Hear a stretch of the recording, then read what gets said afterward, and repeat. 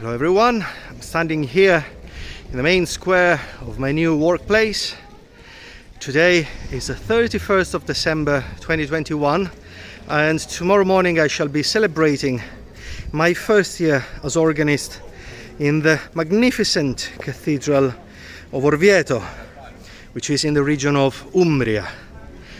Today I shall take you to have a look inside the organ. And here we are inside the cathedral. Thought I would give you a little bit of an inside view before moving on to the organ. The place is absolutely stunning and I'm so happy and honored to have been selected for this magnificent place. The one that you can see now in front of you is the so-called Chapel of the Corporal, because inside it they preserve the Holy Corporal of the Eucharistic miracle of Bolsena. Above it you can see the facade of the organ. The main big pipe you can see in the very middle is a bottom F of 24 feet. And this is the main altar with all the beautiful frescoes, as you can see. This cathedral was built between the 1200s and the 1300s. It took about a century to finish. I'm now changing position because, as you can see, the light is just beaming against me. The one you can see now is the famous Chapel of San Brizio, which has been frescoed by Luca Signorelli, and I can assure you it's absolutely worth a visit. Now, moving swiftly on, we have the organ console.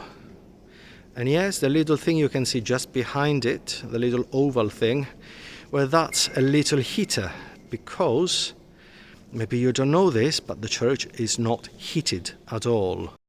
Now you can see the console, which was built in the 1970s, and it's still pretty much the same, save for the new electronics inside, which have been digitalized. And as you can see, there's the sequencer, which is rather helpful these days. Now, I have already told you the function of all of these things, the stops and the manuals and the pedals and all those other buttons there for the feet. So I shall not spend any time telling you what they are about and how they work. You can have a reference in my other video. Okay? So this is the console. And there are a couple of postcards I got from some of my friends in London, which are really so sweet. Now we shall proceed to climb the steps and go up to the organ loft. And now here we are. This old door, well, I cannot show you where exactly it is, grants access to the organ loft through this very old staircase, which we are going to climb right now, hoping that I won't fall, as it's rather steep. And some people believe that organists don't do any physical activity. Oh Lord. Now, that is interesting. That's a sign that you see all the time in here. OPSM. It's nothing esoteric or whatever, so before you start thinking, oh, Illuminati or whatnot, nothing to do with it, I'm afraid to disappoint you. That stands for Opera Pia Santa Maria, Pius Opus Saint Mary. So let's keep going up. Okay, it gets a little bit narrower. In case you're wondering where it goes down there, I think some electrical panels and whatnot, never been there. And we keep climbing. And we find another door. This should be the second key. Oh no, wrong key. Next one. Right. And we keep climbing up. Yeah, you can see that there are birds in this area. Yes, most unpleasant. Oh. And now we have reached what used to be the chamber of the bellows of the organ. Now, the bellows used to be there in that area. There used to be these many bellows because there was need for plenty of air to be pumped for the organ. Now, this is an archive, basically. There are all archives. From here, from this window, you can have quite a bit of a view of the town, which is absolutely stunning and beautiful. I love this place. Now, for the organ door. Yes, it is a bit messy, as you can see. Okay, let's switch on some lights. Oh, and there we go. Now, the first thing you see is a little door for the organ and a little ladder that goes all the way up and up, which of course I'm not going to climb because am I Spider-Man? Actually, no, I'm not. Up here you can see some wooden pipes, the 32 foot, which I'm not going to sound in any way because the mic of my phone won't ever be able to pick up those frequencies. Now, we open this door to reveal the inside of the organ. There is a light switch in here. And there we go. Now, what you can see here is the first manual, the positive. I'm not going to explain to you again what it is, but I'm going to show you what we have. These are some principal pipes. That's the trumpet 8, the high ranks, and the trumpet 4. We've got some digital electronics there. Here we've got the chrome horn from the choir, from the positive. As you can see, it's a very narrow scaled pipe. And in front of us, we've got some more reed pipes. The trumpet 8 and 4, the lower section from the positive. Now, as you can see, pigeons and all sorts of birds are rather abundant in here. Now, I very much hope you don't suffer from vertigo, because we are quite high up here and the view is rather stunning. Now, this is the organ loft, and you can see all the pipes and everything up here, which is rather magnificent and very imposing. Okay. So I'm going to take up a key and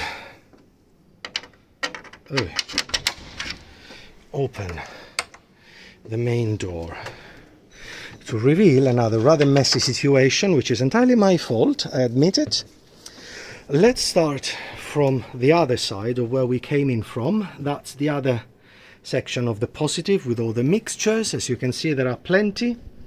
And down there you can see the electromagnets that command the stops. As you can see, they are slightly different from the ones we saw in London, but there is a very easy explanation for this. These ones are from the 1970s, I think 1975, give or take. As I said, I'm not very good on dates. That's the new one of the new blowers. Some bourdon pipes, as you might remember, the reeds we saw earlier from behind. And those are some of the typically Italian electromagnets, those relay, that basically give air to the pipes. Now I cannot make any sound at this precise moment because there is an adoration downstairs in the chapel of the Holy Corporal, which is taking place, so I can't make any sound, but that's how they work. The electromagnet there pulls that, and that pulls up the little valve that gives air. Now that little box there is a very, very useful thing, but I will show you that later on when the adoration will be finished. Now we are going to climb up this ladder and then up again. Wish me luck, because I've never been climbing these before with only one hand available. And as you might have seen from other videos, I am not the slimmest person around. Now that's I'm so sorry, my throat is not in the best condition now. That's a little thermometer that records data about temperature and humidity. As you can see, in the last few months we've had 27.4 degrees Celsius and the minimum has been 9.6 degrees Celsius. It's quite a huge variation of temperature and humidity, which means that the reed pipes go out of tune very easily, and the flue pipes keep going down as the temperature goes down. Now for reference, A4, the note A, which is always given out in orchestras to tune the instruments to, is supposed to be around 440 Hertz. But that's a little bit of a fashionable thing. Sometimes it used to be higher or lower, but the standard nowadays is about 442. Now this summer at the peak temperature we went to 447, which is mighty sharp. And right now at the temperature of 11 degrees we are at about 434. That means I have to tune all of those reed stops, like those ones and these ones, very often. Now here we are at level of the great organ. So this group of pipes here is the tuba mirabilis, which of course is nothing like an English tuba. This is the Italian version of it, and therefore it makes a very different sound. And here we've got the trumpets for trumpet 4, clarinet, trumpet 8 and trumpet 16 from the great organ, plus a few ripieni. And as you can see, it's very narrow to go there. I shall not embarrass myself by trying to fit there and then getting stuck, because this is what happens very often, a lot more often than I should like to admit. And especially here. I mean, just to give you a reference, that's as much space as there is. And that's also why many organ builders here in Italy are very slim. Now going to the other side, we've got some more flue pipes. As you can see, some really, really thin ones, which keep going all the way up to there. There's another ladder here, but we shall see that a little bit later. Now, to move swiftly on, I shall pause for a second, because one of my shoelaces got undone, and you know what that could mean. And here we are, back in business.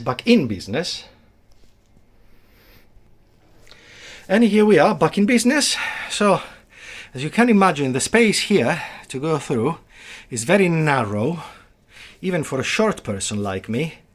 All these blue tubes are basically air ducts.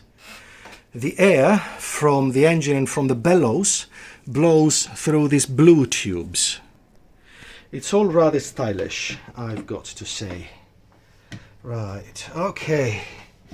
Now, ouch! Sorry, I just banged my head, which isn't ideal. Oh boy. I think I should start going to the gym and get a bit more elastic. Oh, oh man. Oh, there we go.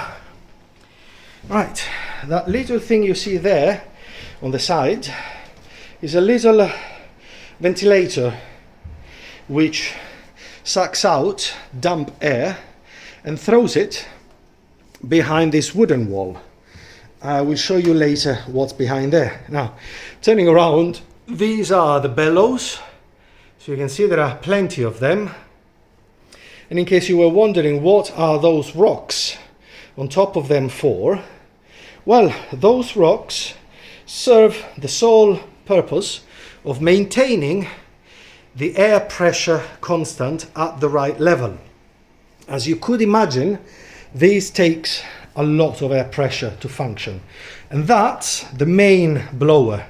That is the main engine, as you can see. And there is another little engine there. Below there is some electronics. This big bellow here. Now I'm gonna try to show you.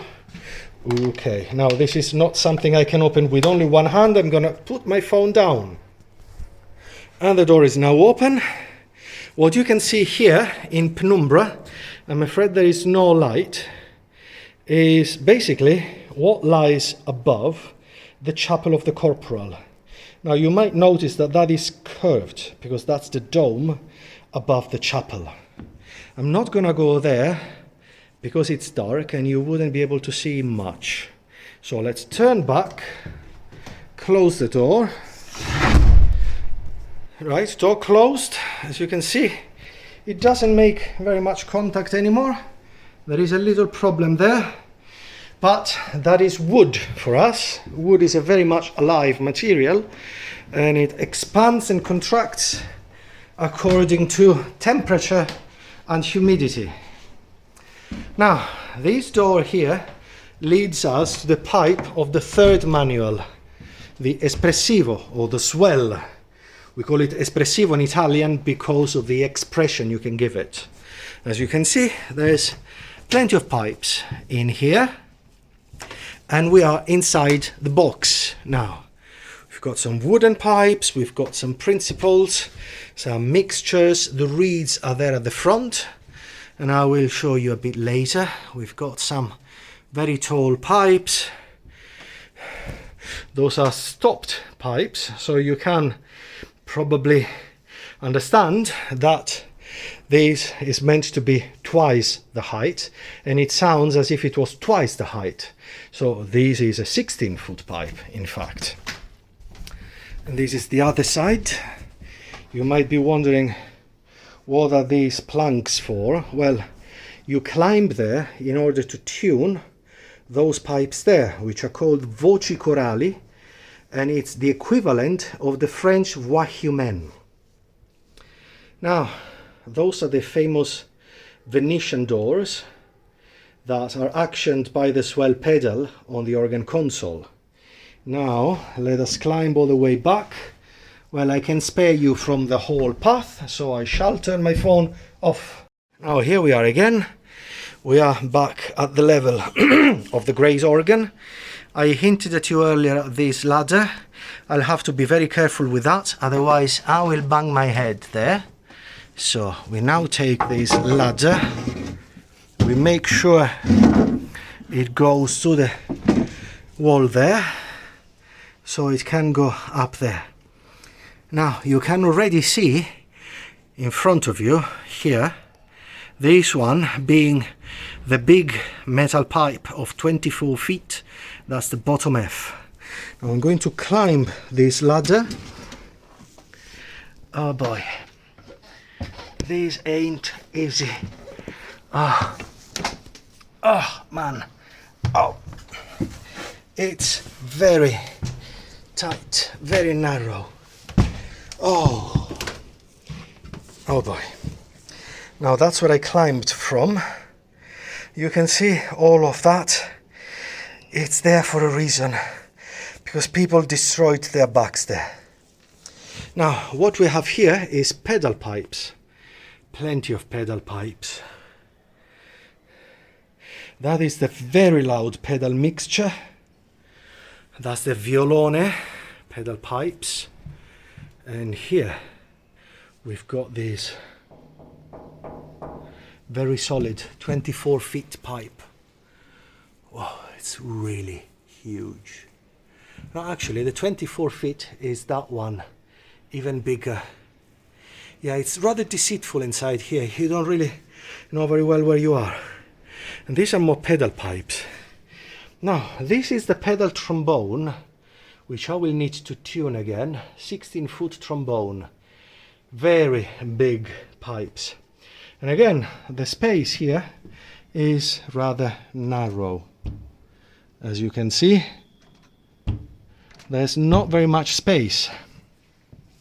And to tune those pipes, I will have to hit these up and down, up to go flat and down to go sharp. Ah, boy, this is gonna be long.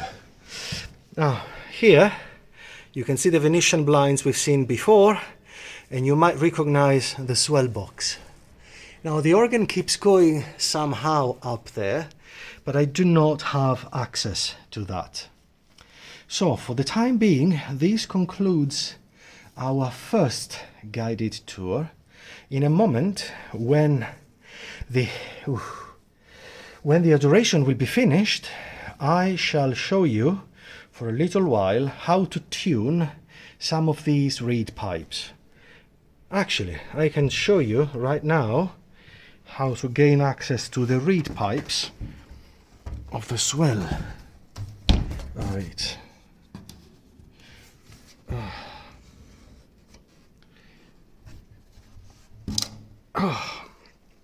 Okay, let's put this down.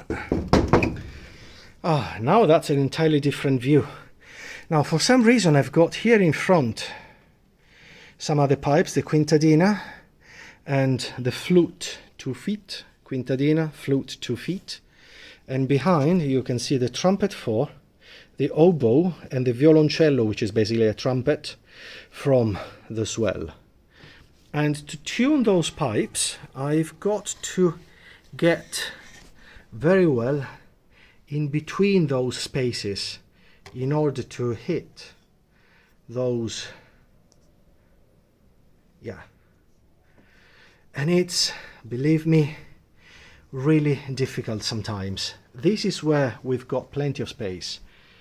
But there it gets really, really intricate. I promise.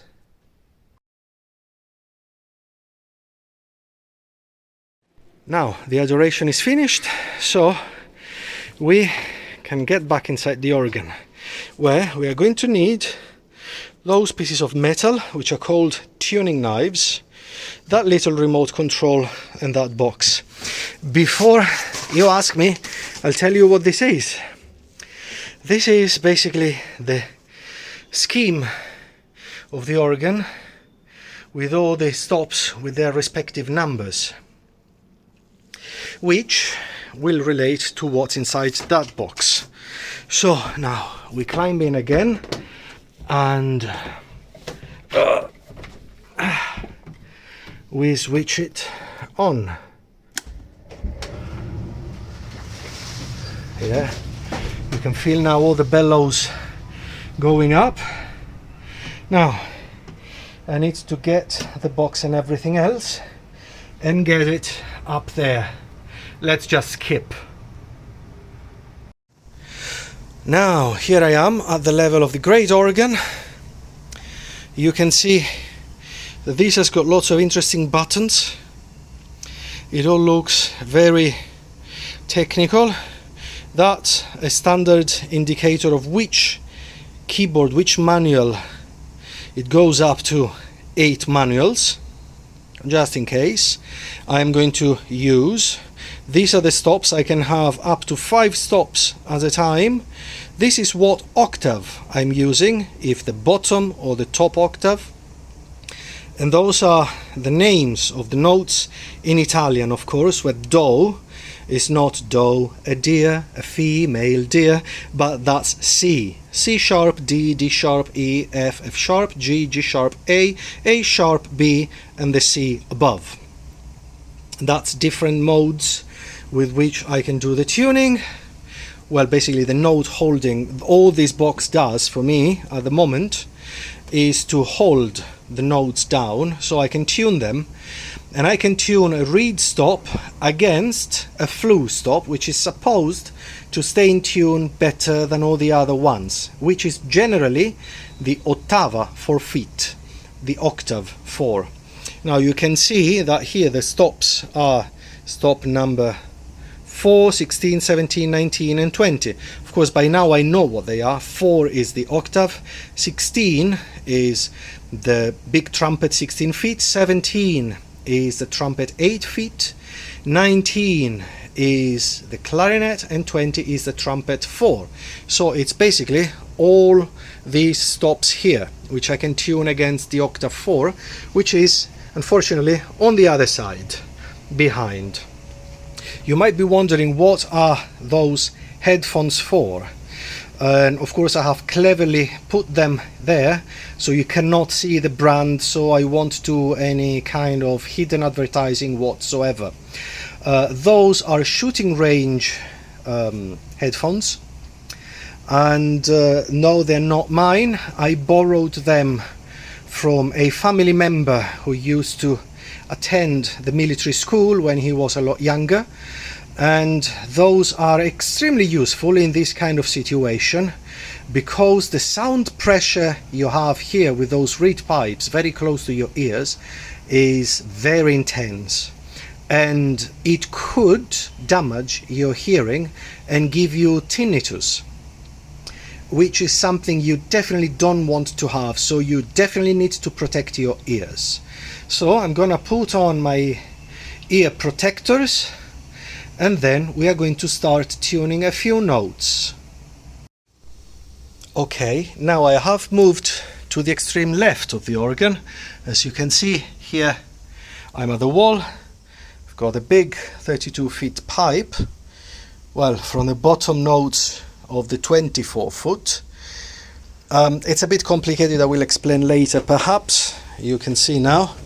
Now I'm at the note number 17, Mi, which is an E, which I have identified earlier as still being in tune, and I'm going to tune the octave 4 with the trumpet 8.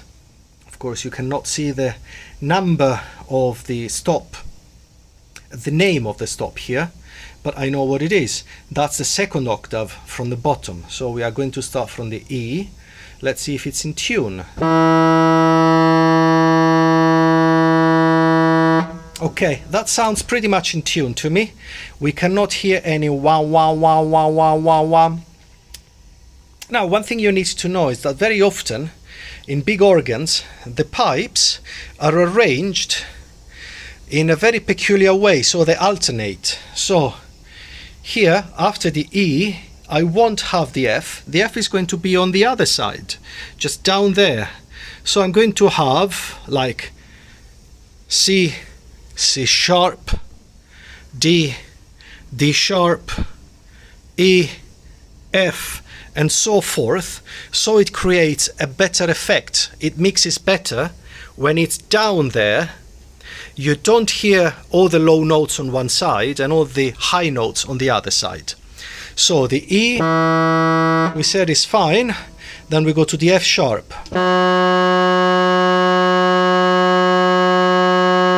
Now you could probably hear wah wah wah wah wah wah wah, even though the octave 4 is far away there. So I'm going to try and tune it now. F sharp is just down here, so I've got to get back a bit.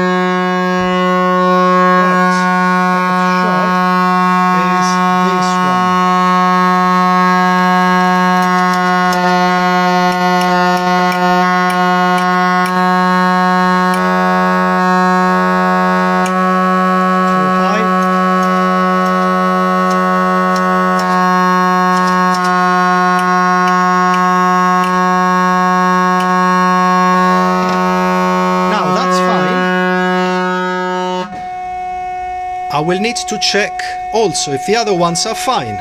So the clarinet just in front. Sounds alright. Trumpet 4? Not quite. So, we're going to do the trumpet 4.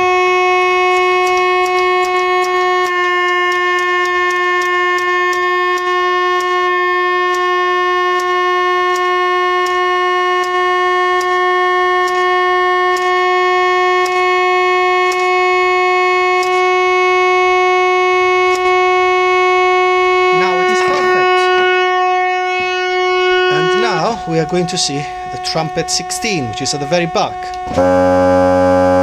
Doesn't sound very good, but it's hard to tune.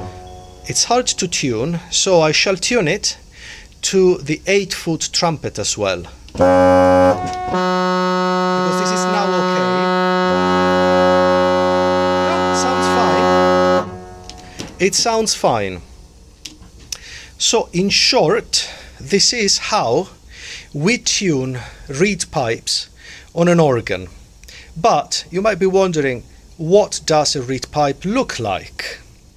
So I'm going to take one out for you, which I will then retune in a moment. I'm going to take out this one. Okay. I'm going to put it here.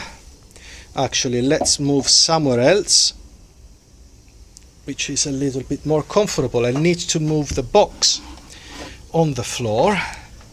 Oh boy, it's so tight here. Ouch. Oh, excellent.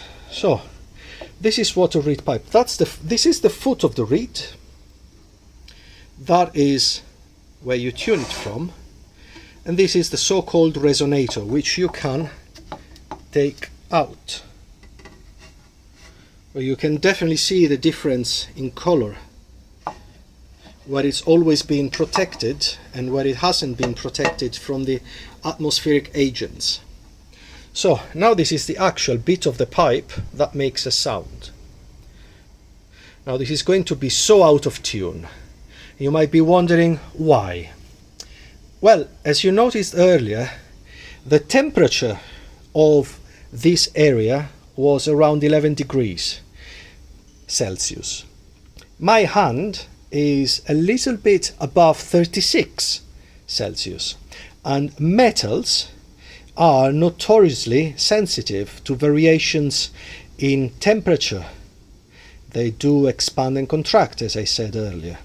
So that means that these will have to be retuned in a few hours when the temperature will have settled again. But this is a sacrifice I'm willing to make for you. Okay, I can't quite do it only with one hand, so forgive me. Right, now I have loosened it a little bit, so I can take it out with only one hand. Whoa, whoa, whoa, whoa, whoa, don't fall. Stay there. This is what the reed looks like. It's a little piece of metal, simply.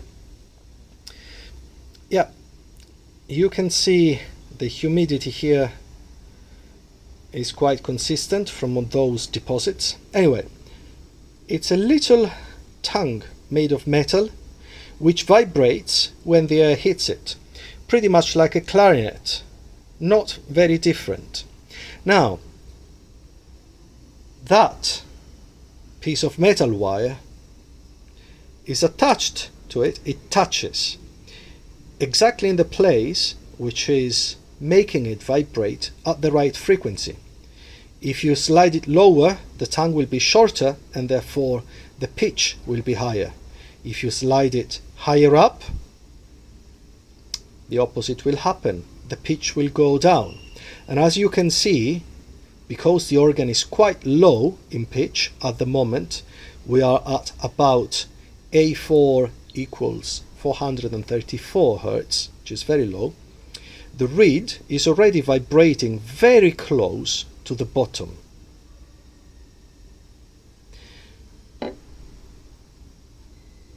Now I'm going to put the pipe back together. Forgive me for a moment. Now I have unfortunately to get on with the tuning of the reeds, because there are really plenty which have changed again in pitch and I need to get on with them. In case you are wondering, this organ has got 15 reed stops, and each stop has got an average of between 40 and 45 pipes, with maybe the exception of the pedals, which have only got 32 pipes each. You can imagine how many pipes I have to revise right now before tonight's mass. So with this I can say goodbye to you all, and I can wish you a very happy new year, and let's hope that 2022 will be a better year for us all. Hopefully virus free. We can only live and hope. Goodbye for now.